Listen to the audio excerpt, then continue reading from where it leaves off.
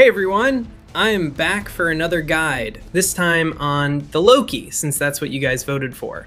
And I gotta say, I am so glad you chose this, because although the Typhon is my favorite robot, the Loki is a close second.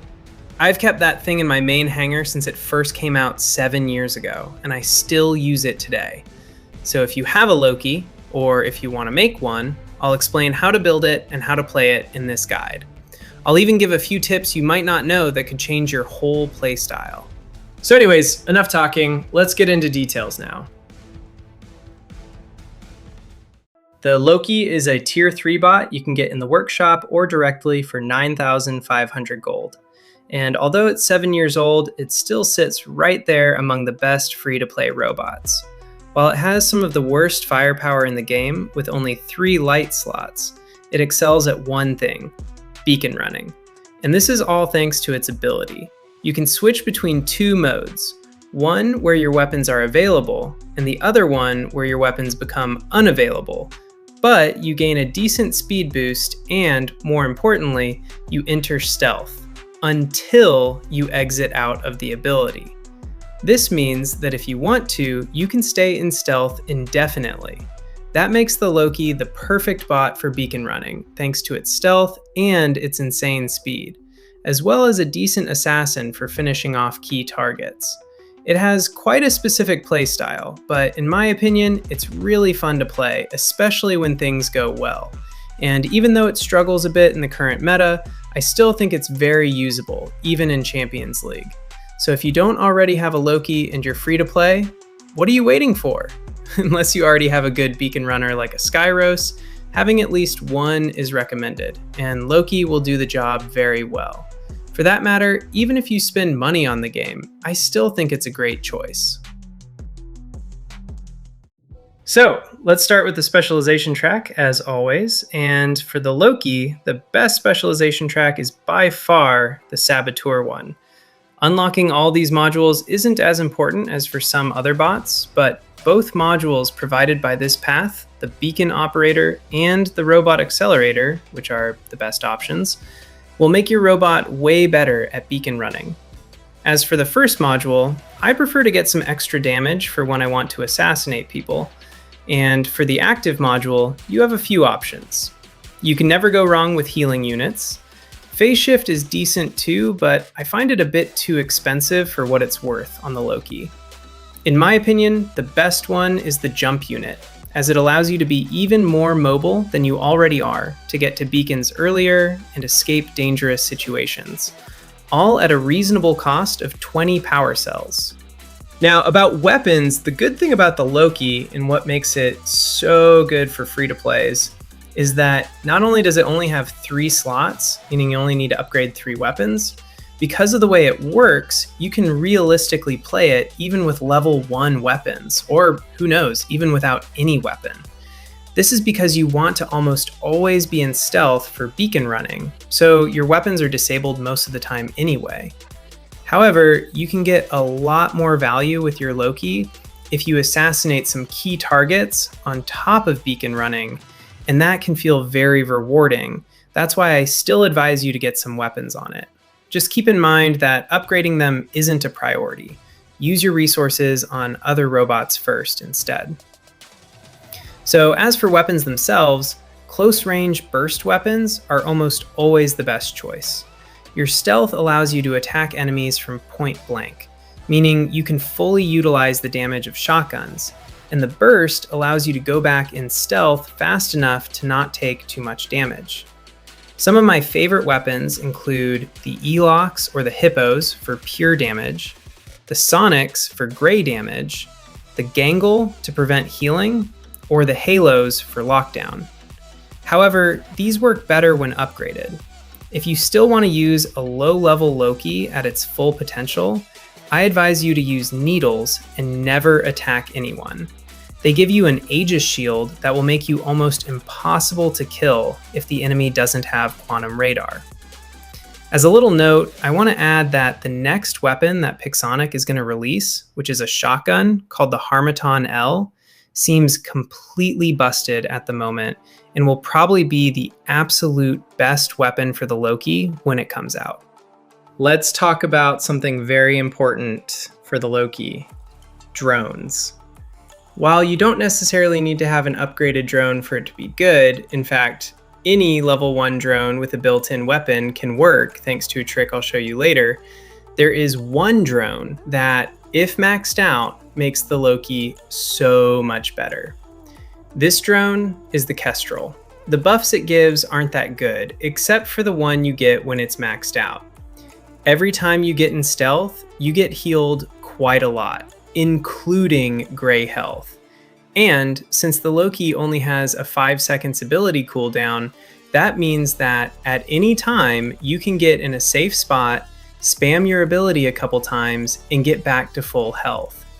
This makes it so much viable to actually assassinate people, since you can always recover from the damage you take, and if you have an almost maxed out Kestrel already, I highly advise you to max it out just to try this. But if you don't, do not worry, as there are plenty of other good drones for the Loki that can influence your playstyle a lot.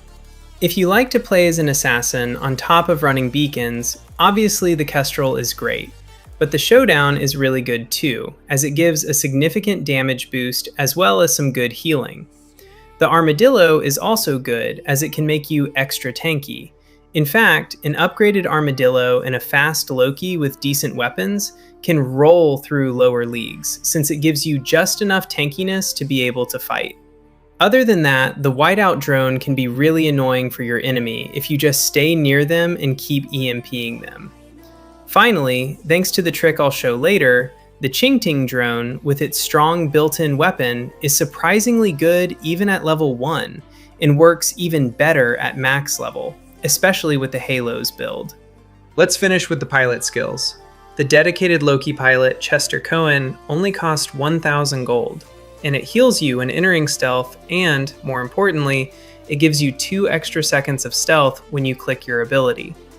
This may not sound like much, but trust me, you will feel the difference quite a lot, so I highly recommend you buy it.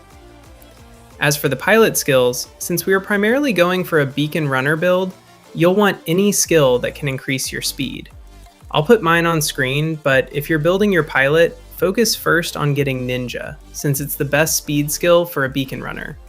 Then Roadhog, and for the third skill, you can go either for Stubborn Speedster or Adamant Roadhog, although I do think Stubborn Speedster is way better.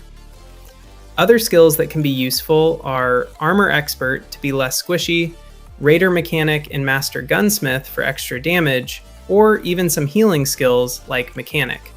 But definitely focus on getting all the speed skills you want first, as you are a beacon runner more than an assassin. Okay, so first of all, when should you drop your Loki? If you're in a high league, I really don't think dropping it first is a good idea, since there are so many Vectors and Shoggoths with Quantum Radar in the early game that it can be very hard to do anything with a Loki. Whereas during the Titan phase, for example, Quantum Radar is way less common, and Titans are too high to be able to hit you anyways. If you do decide to drop it first, you have 2 options. Rush the center beacon early, especially on maps like Carrier or Factory, where the center beacon is usually very contested, or go for your home beacons. If you go for your home beacons, please wait for your teammates to get there as well, as if you don't wait for them and get the beacon alone, your team won't get the free mothership charge they'd get from capturing the beacon with you if you waited for them. Talking about motherships, if you want to utilize your Loki to its full potential, make sure you're in a clan with an active mothership charge boost and run an attack mothership like the Mute. This way, you'll be able to get your mothership very often by just capturing beacon and help your team by using it on snipers or during team fights. Now, as a beacon runner, but also an assassin, you don't want to be greedy with kills. Only go for kills you are absolutely sure you'll get without taking too much damage. In fact, I advise newer Loki players to fully focus on only getting beacons in their games to master beacon running before actually going for kills. You'll also need to know your counters. Small robots like Anaxors, Ravagers, or Dimeters are low enough to hit you even in stealth. And Titans like the Minos, the Bjorn, or the Atlas have abilities that can end your run, so make sure to never get close to these. Obviously, though, the biggest counter to the Loki is Quantum Radar, so you'll need to be aware of who in the enemy team has it and who doesn't in order to avoid getting close to people with a Seeker drone, for example. In order to stay aware, I highly advise you turn on the setting for additional info and spam the target lock button from time to time while looking for the Quantum Radar symbol at the top right of your screen. If you see one, make sure to remember who exactly has it and avoid them. 2 more things before I show you the drone trick. First, it is important to note that the Loki won't be able to help your team during actual fights most of the time, meaning that obviously you'll need to play it in beacon game modes, but also that you will definitely need to ditch it sometimes to drop your Titan, for example, or when the enemy team has too many counters to your Loki. Second thing is that if you are trying to kill someone who hasn't seen you, it can be useful to wait a few seconds after your weapons become available before actually shooting. This will allow you to instantly come back in stealth when you want to, since your ability will be ready by the time you unload your burst weapons, meaning the enemy won't even have time to turn around and hit you before you're back in stealth. Now, let me show you the drone trick. It allows your drone to keep shooting even when you're in stealth, and it is very simple. All you need to do is press the fire button when you enter stealth with your ability, and keep it pressed. As long as you don't release it, your drone will fire at any enemy in range if you look at them. This is extremely OP with a drone like the Qingting, since you can just stay near an enemy in stealth while the drone damages them and locks them down. Keep in mind that it does take some time to kill someone with this, so don't expect to get full kills with this method, since you still need to run beacons. Okay, so immediately, quick pause on the beginning. You can see I did the drone trick. So from now on, I am pressing the fire button and not releasing it. Also, as you can see, I immediately went for the center beacon.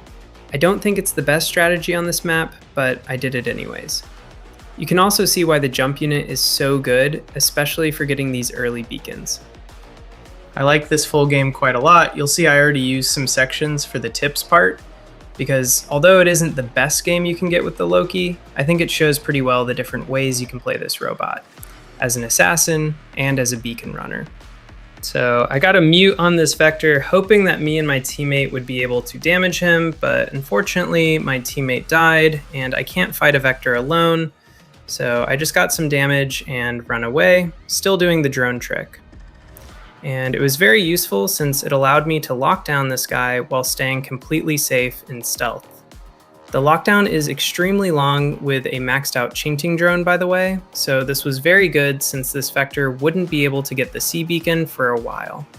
I also saw there's no one on this beacon, so I jumped on it, and now I had a free mute on that Vulcan, who didn't even see me, so he didn't even get a chance to damage me, while we got some good damage on him. But as always with a Loki, we can't really afford to spend some extra time fighting him, unless we have beacon control, which at this point we didn't. So I came back to capture some beacons.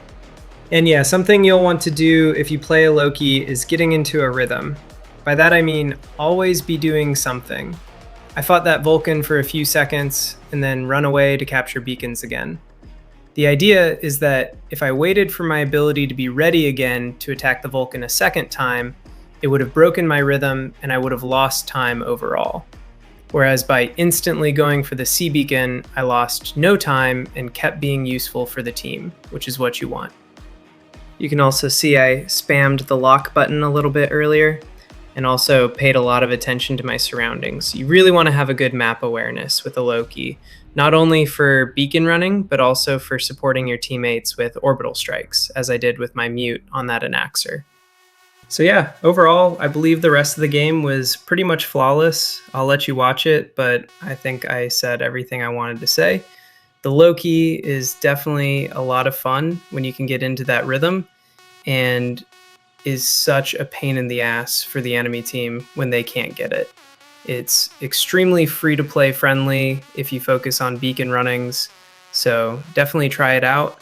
And even if you're a spender and want a beacon runner, it's one of the best options for sure. But anyways, that being said, if you enjoyed the video, please consider subscribing and leaving a like. It would help a ton. And also drop a comment if you have any positive or negative feedback to give. This wraps up this guide, and I hope to see you in the next one.